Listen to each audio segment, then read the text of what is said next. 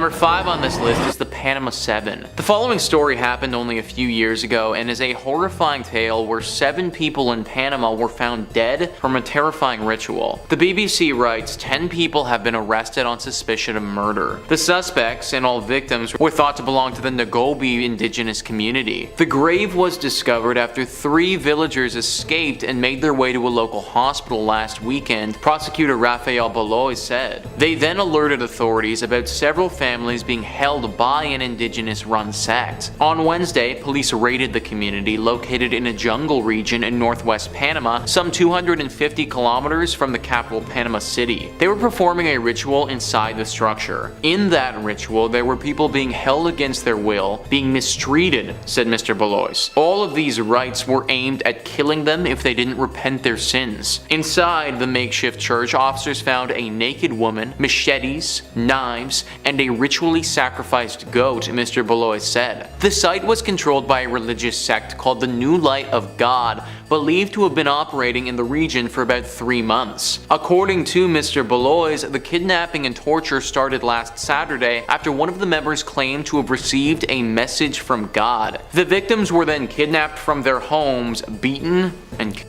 So let me ask you guys, does that sound like something that God would tell you to do? Gather up a bunch of people, hold them against their will, and torture and kill them? To me, if any sort of entity was to tell you to do something like that, then that would be a demon or maybe the devil. Maybe that demonic entity would portray themselves as God or someone else, but I don't know what type of God would do something like this. To be completely honest, folks, I'm really not a religious person, so when I hear something like this, I believe that this was the work of people who were extremely sick or misguided. But I can guarantee to them, they probably really felt like they were acting as the vessel for some higher being. I think in this instance though, they really did misjudge who that higher being was. This happened literally back in 2020 as well, guys, so really not that long ago. My heart truly does go out to the people that were killed and to the families of those who were taken way too soon. Number 4 on this list is The Devil Made Me Do It. This famous Ed and Lorraine case may be the best example of when someone tried to claim a demonic possession led to a crime. The case is centered around a young man named Oren Cheyenne Johnson and the man that he murdered, a 40-year-old named Alan Bono. Mental Floss says there was no question that Johnson killed Bono. However, his defense attorney, 33-year-old Martin Minella, planned to argue that the 19-year-old was not guilty by virtue of demonic possession. Ahead of the trial, Minella pled his case through the media, giving interviews to major press outlets. The courts have dealt with the existence of God, and now they'll be asked to deal with the existence of the demonic spirit, Minella told People. The day after Johnson was arrested, Lorraine Warren called the Brookfield police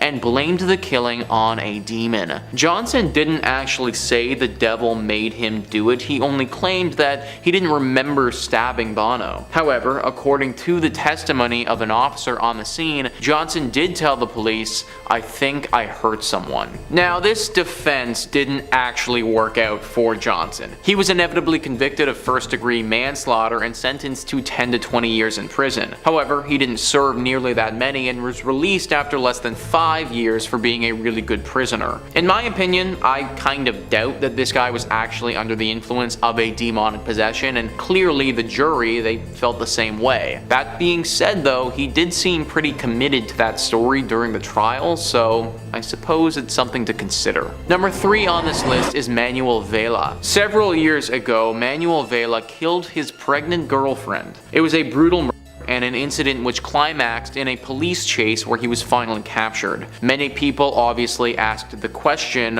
why? And the answer may shock you. The Mystique says VELA told the interviewers that the murder of his girlfriend and her child were part of a religious and political statement. He was possibly trying to enlighten the crowd of his opinion on pro-life ideologies. However, it seemed like his motivation behind the murders wasn't just politically backed. He went on to say how he is the Antichrist and the voices in his head guided him on what to do. Many of his analogies were akin to things that have happened in the history of Christianity. Christianity. VELA literally believed that he was the Antichrist, guys. That sounds like a pretty textbook example of a demonic possession to me. At this point, VELA's competency to stand trial was in question and a hearing needed to be done. MANUEL never actually made it to the hearing though, because in January 2017, authorities found him dead in his cell. He had taken his own life. Number 2 on this list is the Son of Sam. The Son of Sam was a killer that caused one of the biggest citywide police investigations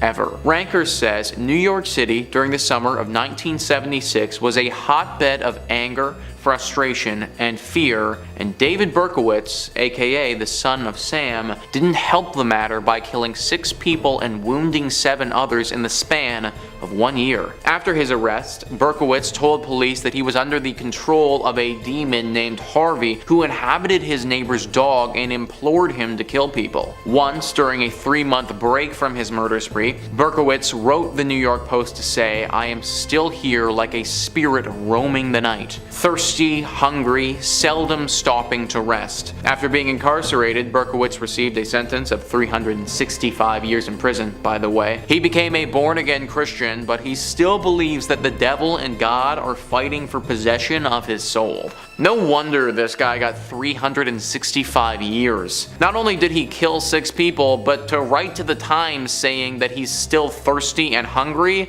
yeah, this is clearly a man that needs to be kept behind bars for literally ever. Once again, I want to stress the fact here that I'm not a religious man personally. When I hear a story like this, I believe that it's far more likely that the Son of Sam was just truly mentally unstable and probably in need of some very serious help. He truly believed, though, that a demon had called upon him and was using his body as a vessel for evil. We may never know what truly caused him to do this, but at least he's locked up for good and won't be doing it again anytime soon. And finally, number 1 on this list is Michael Taylor. Several decades ago, Taylor was apparently possessed by a horrible demon, and this time it really got the better of him. Ranker says in 1974, Michael Taylor was just a simple butcher living in Ossett, England, who was suddenly overcome by an evil spirit. He had an exorcism performed on October 5th and 6th of 1974, and while it went okay, the priests weren't able to expel all of the demons. According to Bill Ellis, an authority on folklore and the occult in contemporary culture, in an all-night ceremony, the exorcists believed that they had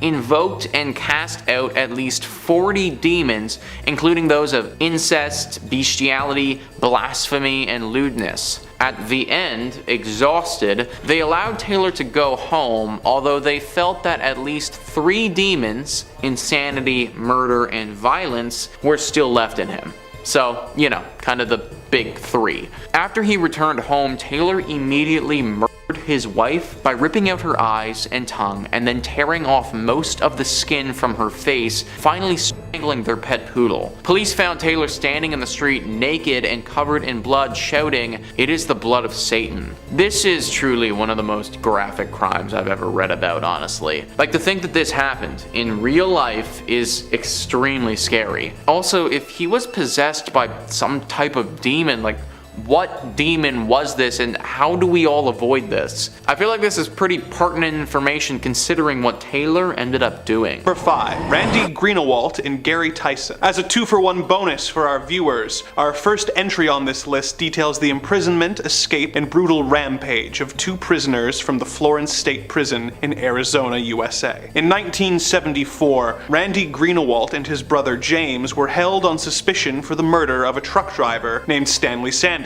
The brothers had shot the driver and taken his wallet before being arrested when they tried to purchase stereo equipment with the victim's credit card. The authorities realized that the killing was extremely similar to the death of another driver, Henry Weber, 4 days earlier. The 2 brothers were charged with the murders, but Randy was able to avoid the death penalty by testifying against his brother. He was sent to Florence State Prison where he met Gary Tyson. Tyson had attempted to escape several times and was serving a life sentence for stabbing a prison guard. The 2 men formed a plan together to try and escape with the help of Tyson's 3 sons, who showed up to visiting day with a concealed shotgun and helped the 2 prisoners to overpower the guards and escape, with plans of escaping to a ranch in Mexico. They quickly ran into trouble when their car blew a tire. A kind stranger driving with his wife, infant son, and teenage niece came across them and tried to see if they needed help. They were taken prisoner by the convicts and taken into the desert, where they were shot and left for dead, while Greenawalt and the Tysons fled in the family's Mazda. They made contact with a woman Greenawalt had become pen pals with, who bought them a truck and ammunition, plans of making their way to an airplane that Gary had chartered for their escape. The police caught wind of this, and the gang was forced to try and make alternate arrangements. They made their way to Texas, where they killed a couple of newlyweds and took their car. Days later, they were met with a roadblock, which they ruthlessly barreled their way through, before being met with another one 6 miles down the road. The officers opened fire on the gang, hitting one of the Tyson sons who was driving. The remaining 2 brothers in Greenawalt were captured, but Gary Tyson got away, although he was found dead in the desert 11 days later, having died a slow death of exposure to the elements. The brothers were sentenced to life in prison, and Gary was executed by lethal injection after spending 2 decades on death row. Number 4.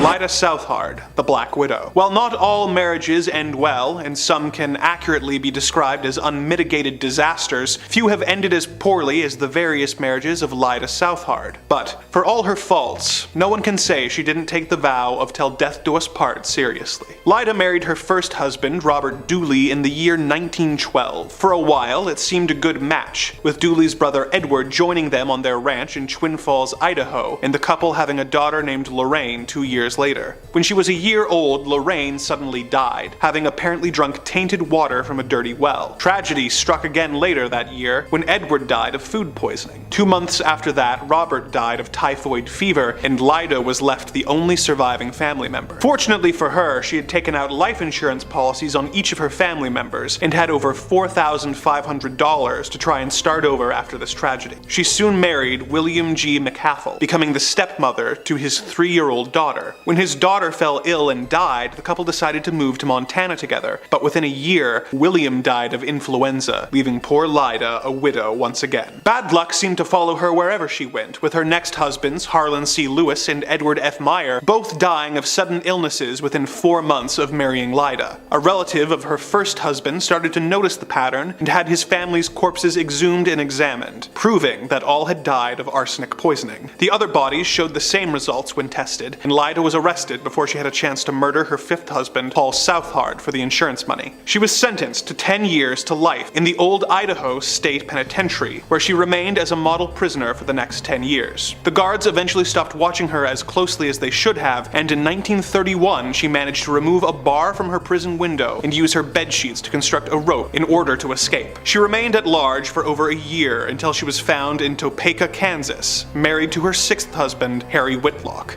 She was taken into custody for another 10 years before being released in 1941. She died of a heart attack in 1958, whereupon her 7th husband, Hal Shaw, likely breathed an unconscious sigh of relief. Number 3. Nikolai Zhumagaliev, the Metal Fang. Nikolai was born in 1952 in the Soviet Union. He went to railway school before being conscripted into the Soviet Army. After his service ended, he tried to go to university or become a driver, but failed at both. He worked various odd jobs, including that of a sailor, a forwarder, an electrician, a bulldozer operator, and a firefighter. He spent a lot of this time fantasizing about and planning murders, committing his first in 1979 on a woman he had encountered traveling across a rural path. He committed 5 more murders that year, whose victims he then cannibalized, and may have committed more if not for the fact that one night he got extremely drunk and accidentally shot one of his co-workers. He was arrested, diagnosed with schizophrenia, and sent to a mental institution. He was released less than a year later, and he resumed his murders, committing 2 more. His 9th murder is what resulted in him being captured, as he had invited guests over to his home. He brought one of the guests into a different room, killed them, and began dismembering them with an axe. The other guests walked in on this and fled the scene before calling the police. They came to get him, but were so shocked at the sight of him that he managed to escape before being captured the next day. He was declared insane and incarcerated in a mental hospital where he remained for the next 8 years. In 1989, while being transferred to a different hospital, he managed to hijack the vehicle and escape. He was able to avoid capture for 2 years, killing at least one more person while at large, before he allowed himself to be caught stealing sheep. His hope was that he would not be recognized and could go to jail for a relatively minor offense. The story he gave the officers didn't add up, and a colonel familiar with the case was sent to check the situation out. He identified Nikolai, and he was sent back to a mental hospital where he remains to this day. Number 2. Ted Bundy. The most well-known of the monsters on this list, Ted Bundy was a cold-hearted murderer who would feign injury in order to get close to women and then attack them into unconsciousness in order to take them to a secondary location where he would take advantage of them before strangling them to death. He would often return to the bodies of the victims where he would subject the corpses to further indignities before decomposition made this impossible.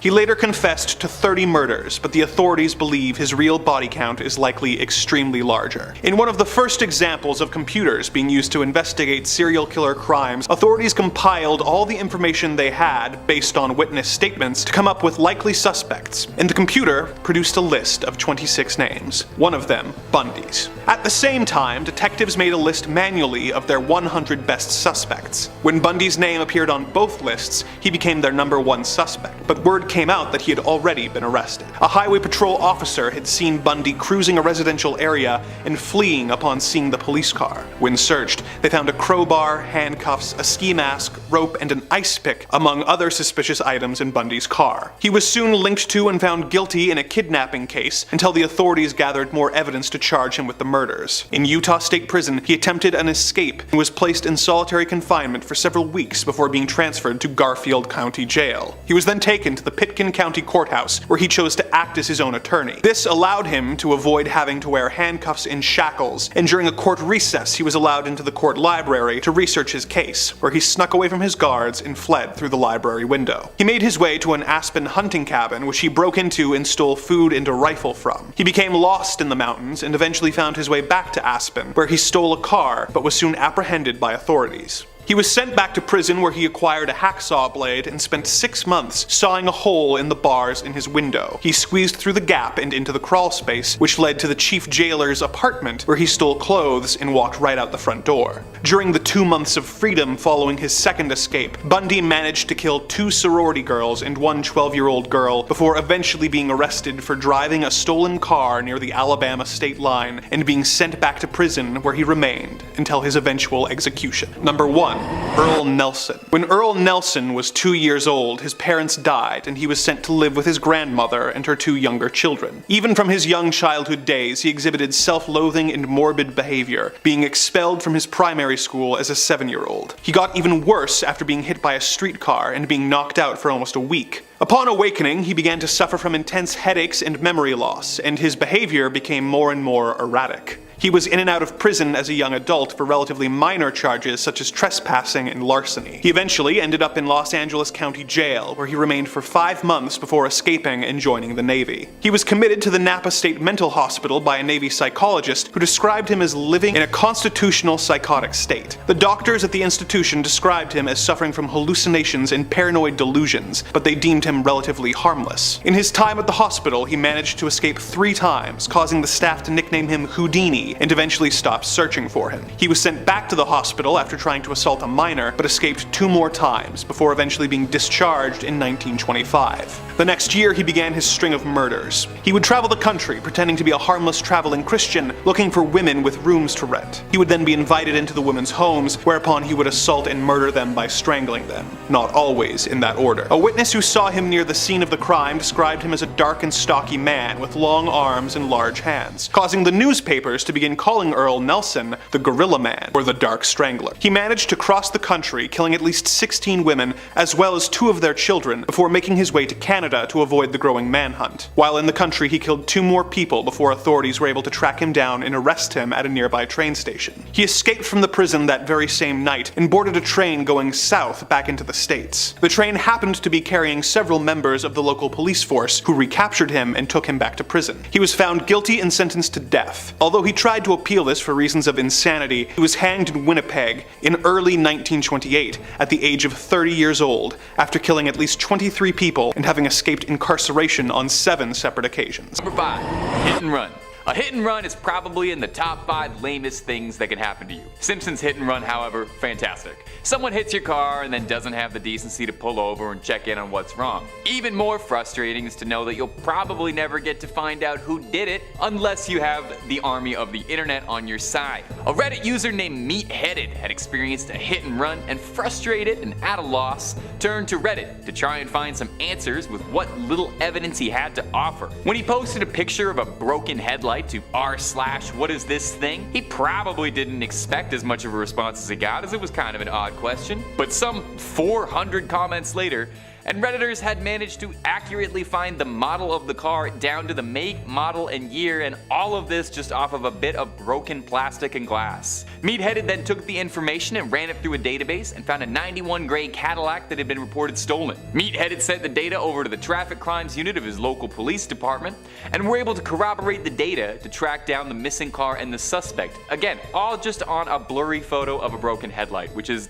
downright incredible. Not only did they manage to find the car, but they also managed to connect it to a theft, busting 2 crimes with 1 post. Most Reddit posts don't get nearly that lucky. At most, you're getting a few upvotes, not solving a crime. And if you've got a love for scary videos, my friends, let us know. Subscribe to catch more of them every day, twice a day. Let's keep going. Number 4, phone scam.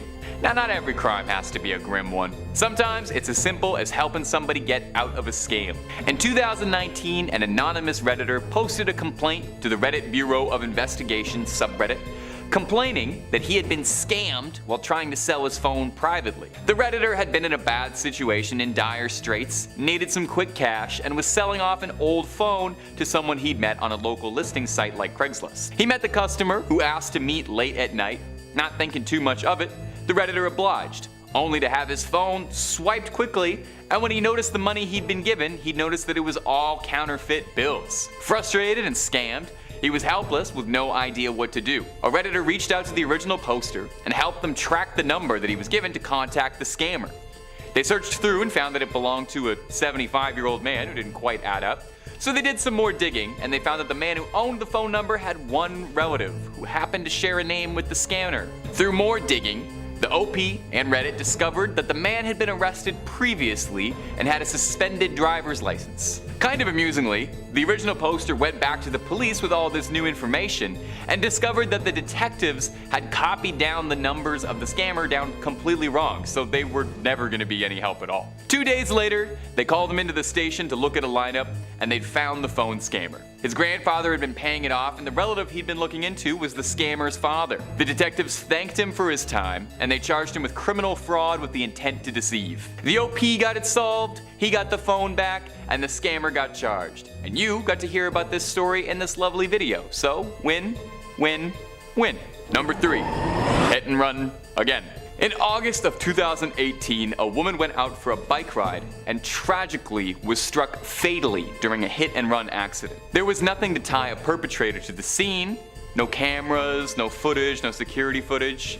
The only evidence that the police had found was a small black fragment of the vehicle that had struck the bicycle, but it looked indescribable. Not knowing what else to do, Washington State troopers tweeted out a picture of the fragment in a desperate attempt that maybe the internet's collective hive mind might be able to help them identify anything since, well, they were plumb out of ideas. The post eventually made its way to Reddit, posting to r/whatisthithing, and we know from a couple minutes earlier in this video that r/whatisthithing is really good at identifying random car parts left behind at the scenes of hit and runs.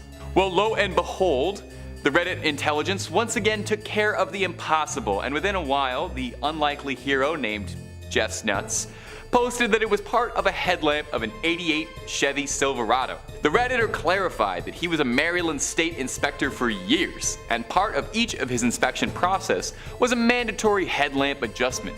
So he explained that he has seen a lot of headlamps in his time and immediately recognized what part of the car it should have belonged to. With this tip in hand, it was only a few days later, on August 14th, 2018, where the state troopers tweeted out that they were able to make an arrest after Reddit users identified the broken car part, leading them to the driver, who was swiftly apprehended. The driver had been driving very tired, allegedly, and didn't look back after he'd hit someone because he didn't want to see a body. Not really a great excuse.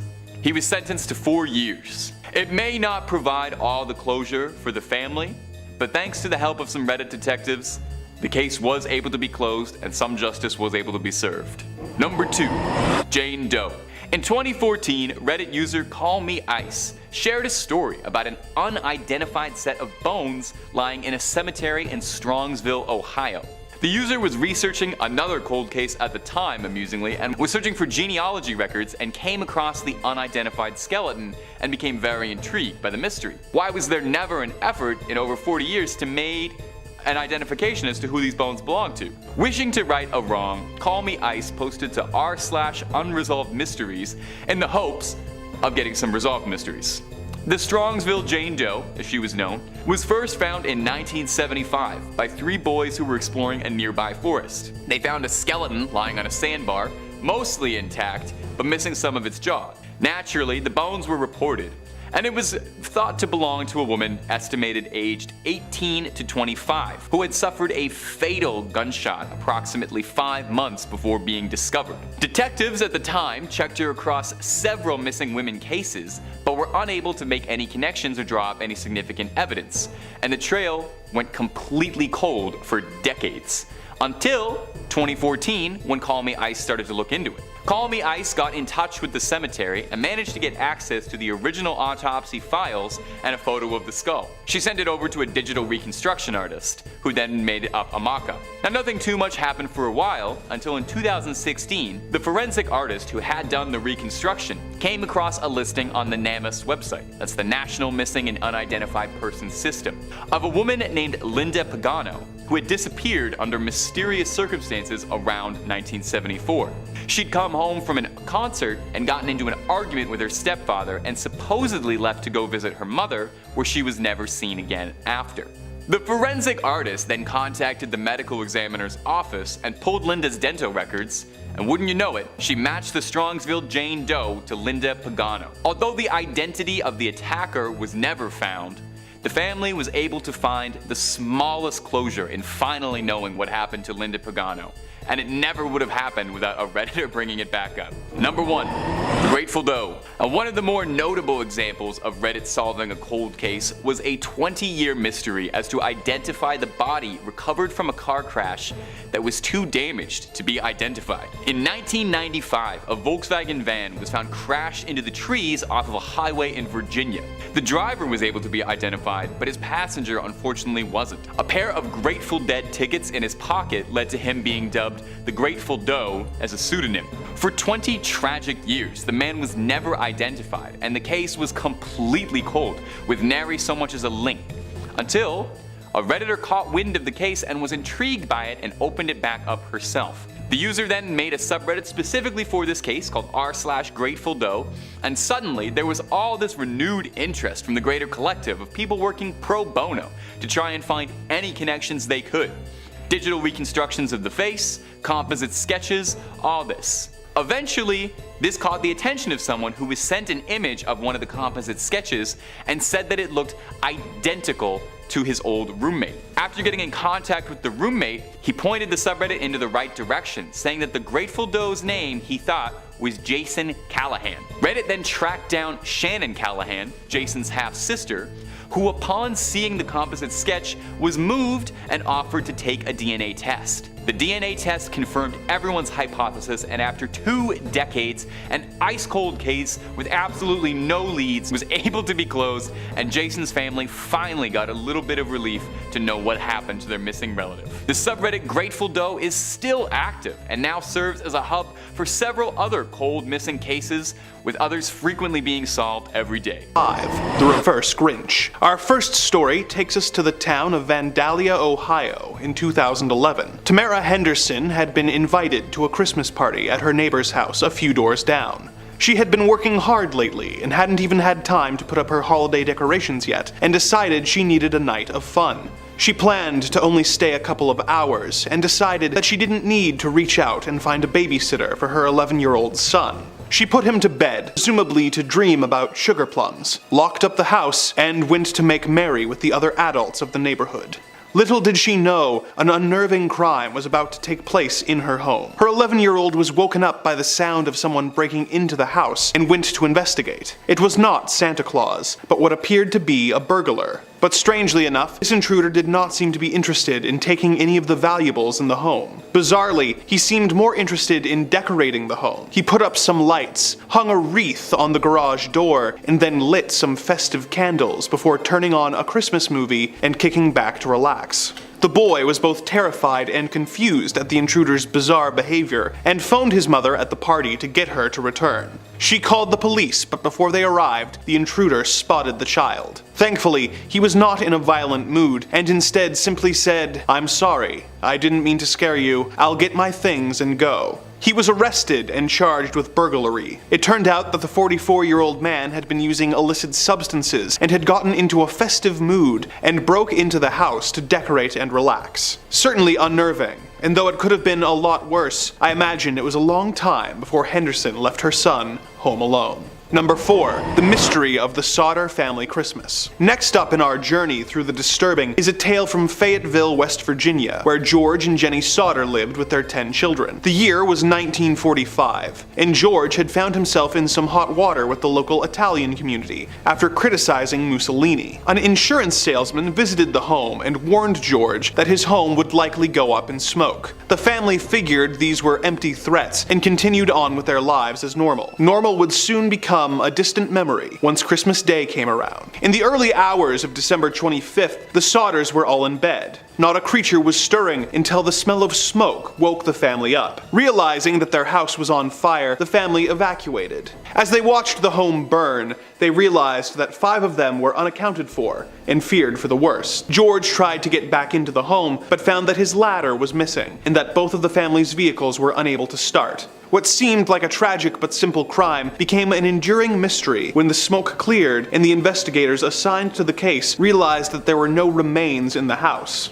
As the investigation continued, some people claimed that they saw the missing family members in a passing car, watching the home burn. The owner of a truck stop 50 miles away also reported having seen the missing Sodders in the company of some adults who were speaking Italian the day after the fire. The remaining Sodders put up a memorial begging for information on the crime, but no headway was ever made in finding out who started the fire or what became of the missing family members. Number 3. Lock your home for Christmas. Despite being a holiday best enjoyed with your family, resentments can often simmer until they boil over and cause a lethal incident.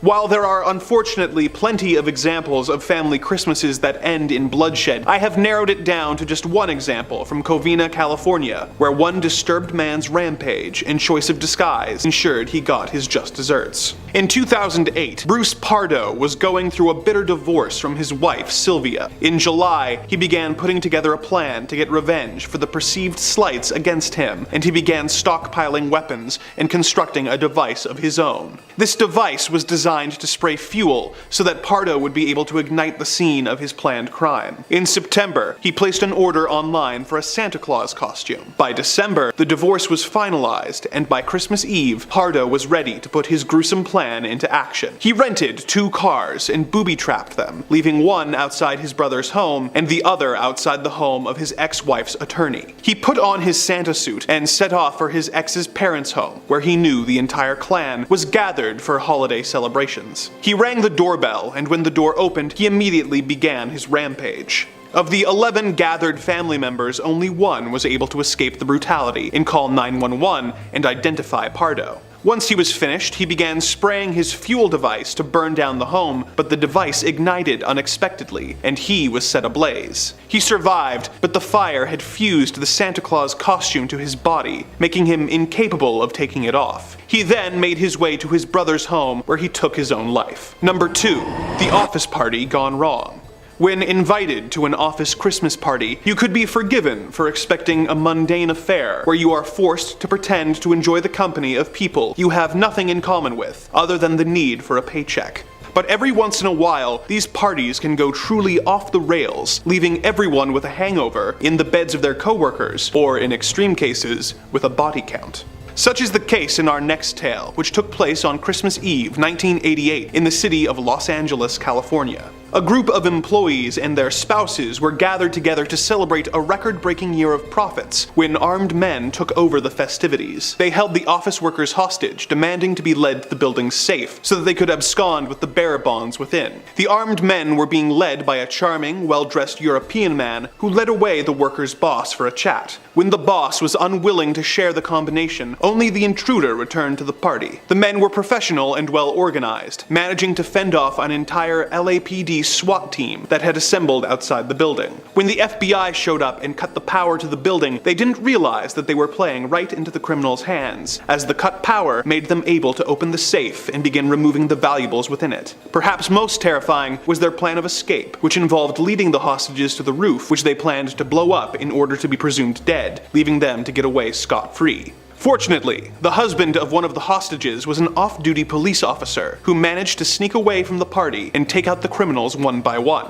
Due to the actions of this one man, the criminals were defeated and most of the hostages managed to survive. The people working at the Nakatomi Plaza were fortunate that this police officer happened to be there. The odds against him were staggering, but he managed to survive, and in an odd twist of fate, would find himself in similar situations 4 additional times, although the quality of those stories would fluctuate wildly. Number 1. What happened in Kingston Falls? It is not unusual for crimes to occur on Christmas. As much as I hate to say it, every year we hear more and more tales about homes being broken into, people going missing, or even people being attacked by loved ones. But these stories usually do not define the season and are rare on a pure percentage level compared to all the people who have a relatively normal holiday season. Every once in a while, you hear about crimes that happen during the supposed most wonderful time of the year that affect entire towns, as is the case in our final entry of this list of festive felonies. On Christmas 1984, the town of Kingston Falls fell victim to a bizarre crime wave that left much of the town in ruins and several of its inhabitants in the morgue. Things seemed normal enough at first until a dog was found tied up with Christmas lights and dangling on a porch. The first real victim of this strange spree was the local elementary school teacher, Roy Hansen, who was found in his classroom. The room showed signs of an intense struggle, and the teacher's hand had been mutilated, and oddly, a needle was found stabbed into his thigh. Another man, Anderson by name, was found outside of City Hall with a missing arm. He had apparently been trying to mail a letter when someone attacked him. A local senior citizen named Ruby Deagle was found outside her home. Her chairlift, which she used to compensate for the lack of mobility she was experiencing in her old age, had been sabotaged and rigged to launch her out the window of her home, having been brutally attacked and seemingly bitten all over.